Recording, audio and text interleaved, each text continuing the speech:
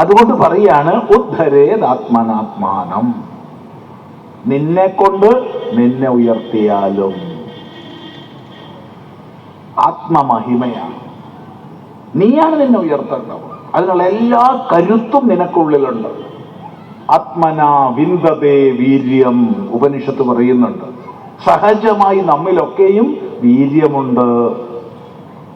ആ വീര്യത്തെ എടുത്ത് ഉപയോഗിക്കാൻ നമുക്ക് കഴിയണം. നമ്മുടെ വീര്യം നമ്മൾ തിരിച്ചറിയണം. നമ്മുടെ വീര്യം തിരിച്ചറിയാതിരുന്നാൽ എപ്പോഴും അടിച്ചമർത്തപ്പെട്ടവനായി ഈ ലോകത്തിലായാലും എല്ലാ മേഖലകളിലും അധസ്ഥിതനായിരിക്കും നമ്മൾ, ഒരു സംശയമില്ല. അതുകൊണ്ട് ഈ മഹാമന്ത്രം മനസ്സിലാക്കുക, വളർന്നു വരുന്ന കുട്ടികൾക്ക് കൈമാറുക. ഉദ്ധരേദാത്മനാത്മാനം, തന്നെ കൊണ്ട് തന്നെ ഉയർത്തിയാലും. ഇത്രയുള്ള ഉപദേശം. എന്നിട്ട് അതിന്റെ അനുവാദം പറയുകയാണ്, ന ആത്മാനം അവസാദയേത്, തന്നെ തളർത്തരുതേ, തന്നെ ക്ഷീണിപ്പിക്കരുതേ.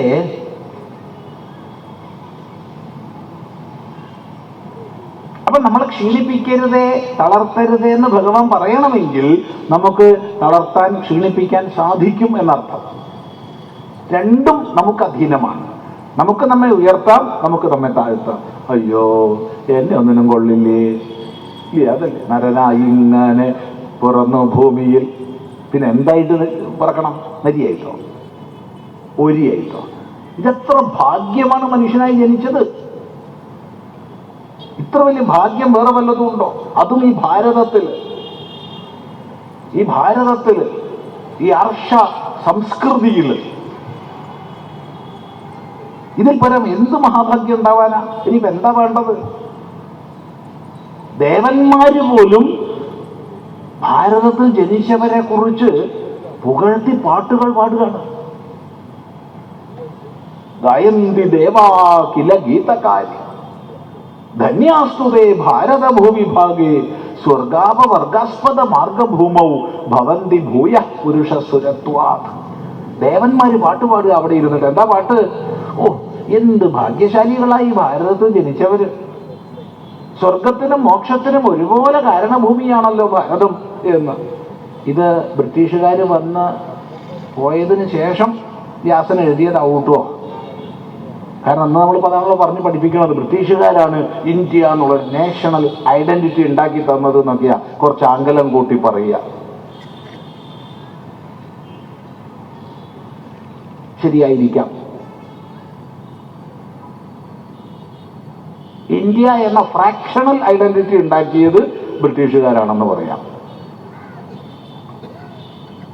ഭാരതം എന്ന ദേശീയ വ്യക്തിത്വം അത് വൈദികമാണ്. ഇപ്പൊ പറഞ്ഞ ശ്ലോകം മഹാപുരാണങ്ങളിൽ ഒന്നായ വിഷ്ണു പുരാണത്തിലെ, അതായത് 5000-ലേറെ വർഷങ്ങൾക്ക് മുമ്പ് രചിക്കപ്പെട്ട വിഷ്ണു പുരാണത്തിലെ ശ്ലോകമാണ്. ഇതാണ് നമ്മൾ മനസ്സിലാക്കേണ്ടത്. ഇനിയിപ്പോ എന്താ നമുക്ക് വേണ്ടത്?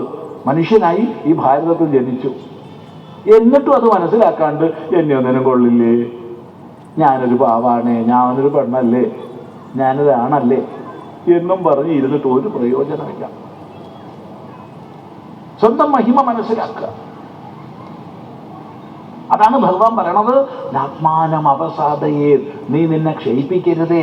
രണ്ടും നമുക്ക് അധീന, രണ്ടും നമുക്ക് സാധിക്കും. നമ്മളെ നമുക്ക് ഉയർത്തുകയും ചെയ്യാം, നമ്മളെ നമുക്ക് താഴ്ത്തുകയും ചെയ്യാം.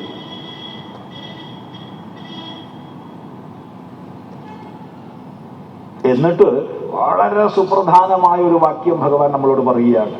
ആത്മൈവ ഹ്യാത്മനോ ബന്ധുഹു, ഹി നിശ്ചയമായും, സംശയമില്ല. ആ സംശയമില്ലായ്മയെ കാണിക്കാനാണ് ഹി എന്ന ശബ്ദം. ഹി ആത്മായേവ ആത്മനഃ ബന്ധു, തന്റെ ബന്ധു താൻ തന്നെയാണ്. നമ്മുടെ ബന്ധു നമ്മൾ തന്നെയാണ്, വേറെ ആരും നമുക്ക് ബന്ധുക്കളില്ല. വെറുതെ നമ്മൾ ഓരോരുത്തരും വിചാരിക്കും ബന്ധു ഉണ്ടെന്നൊക്കെ. ഇനി ഭാഷ്യകാരൻ പറയുന്നുണ്ട്, ഈ ലോകത്തിൽ കെട്ടിയിടാൻ കുറെ ബന്ധുക്കൾ ഉണ്ടാകാമെങ്കിലും മുക്തിമാർഗത്തിൽ നമുക്ക് ബന്ധുവില്ല. ആ മാർഗത്തിൽ അവരും ശത്രുക്കളാണ്. ഈ ബന്ധു എന്നുള്ള വാക്ക് തന്നെ ഒന്ന് ശ്രദ്ധിച്ചാൽ മതി. ഈ ബന്ധു എന്നുള്ള വാക്ക് വാസ്തവത്തിൽ എന്താ? ബന്ധനാതീതി ബന്ധു, ബന്ധിക്കണവനാ ബന്ധു. പക്ഷെ ബന്ധു എന്ന് പറഞ്ഞ വാക്കിന്റെ അർത്ഥം എന്താ? കെട്ടിയിടുന്ന ആള്. ഏറ്റവും കെട്ടുന്ന ആളാ. കെട്ടുന്ന ആളെന്ന് പറഞ്ഞ എന്താ അർത്ഥം? ഇനിയിപ്പോ മലയാളത്തിൽ കെട്ടിയോൾ എന്നൊക്കെ പറയാറുണ്ട്. കെട്ടിയോൾ അതിനെ വെച്ചൊന്ന് പറഞ്ഞതാ സ്വാമി എന്ന് വിചാരിക്കരുതേ. അതൊന്നും നമ്മൾ മനസ്സാ ഉദ്ദേശിച്ചിട്ടേയില്ല. മറിച്ച് കെട്ടുന്ന ആളെന്ന് പറഞ്ഞ എന്താ അർത്ഥം? നമ്മുടെ സ്വാതന്ത്ര്യത്തെ തടയുന്ന ആളെന്നാണ്. ആണല്ലോ കെട്ടുക എന്ന് പറഞ്ഞാൽ. ഒരു പശുവിന് തീറ്റയൊക്കെ കൊടുത്തു കെട്ടി, പൂച്ചയ്ക്ക് തീറ്റ കൊടുത്തു കെട്ടി, പട്ടിക്ക് പൂച്ച കൊടുത്തു കെട്ടി എന്ന് വിചാരിക്കുക. അപ്പൊ കെട്ടി പറഞ്ഞാൽ എന്താ അർത്ഥം? അതിന്റെ സ്വാതന്ത്ര്യത്തെ തടഞ്ഞു. അങ്ങോട്ട് നോക്കാൻ പാടില്ല, ഇങ്ങോട്ട് പോകാൻ പാടില്ല, ഇത് ഞാൻ പറഞ്ഞിടത്തേക്കേ പോകാൻ പാടുള്ളൂ. അല്ല, അങ്ങനെ നിങ്ങളാരും പറയുന്ന അല്ല പറഞ്ഞത്. അതാണ് ബന്ധു ശബ്ദത്തിനർത്ഥം. കെട്ടുന്നവര്, നമ്മുടെ സ്വാതന്ത്ര്യം ഇല്ലാതാക്കുന്നവര്. അപ്പൊ നമ്മൾ പലരെയും ബന്ധു എന്ന് വിചാരിക്കാറുണ്ട്. ഭഗവാൻ പറയാണ്, നിനക്ക് ബന്ധു നീ മാത്രമാണ്. ആത്മൈവ ഹ്യാത്മനോ ബന്ധു